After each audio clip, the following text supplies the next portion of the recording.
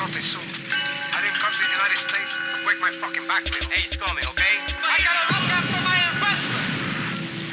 You took out the money? Yeah. And I got the yayo.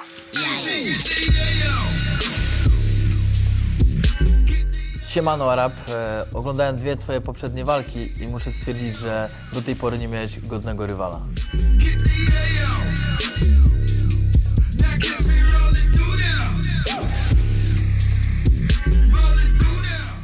Nie wiem Arab, kto dobierał ci przeciwników. Czy to ty o nich prosiłeś, bo szukałeś łatwego zwycięstwa? Ale teraz czeka cię prawdziwy sprawdzian. Będziesz mógł w końcu udowodnić, że 5 lat treningów nie poszło na marne.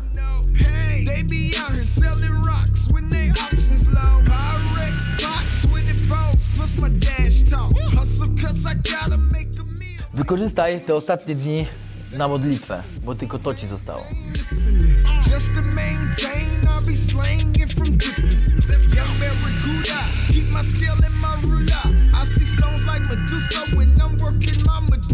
Zgadzam się z Pawłem, który twierdzi, że z tak mocnym jak on przeciwnikiem jeszcze nie walczyłem.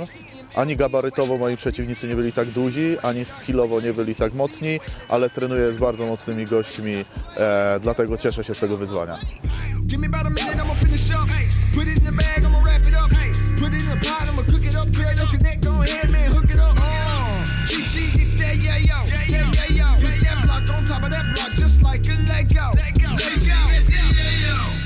Po konferencji dostałem od Was bardzo dużo miłych i ciepłych słów.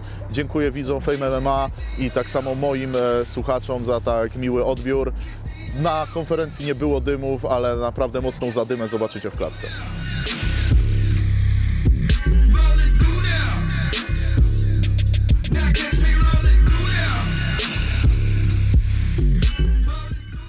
Zapraszam Was do oglądania Fame MMA 8.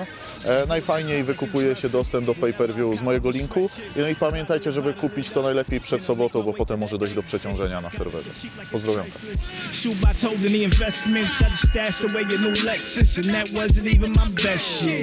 I'm in love with the cocoa, got the trap in the chokehold. We're looking out for the popo, it's hot but it still snows. I gotta make my dough, so flip these O's and get money like Oreos. If you wanna tread on milk like cardio, nigga grab that, yeah, yeah, like gymnastics, make that white girl aerial.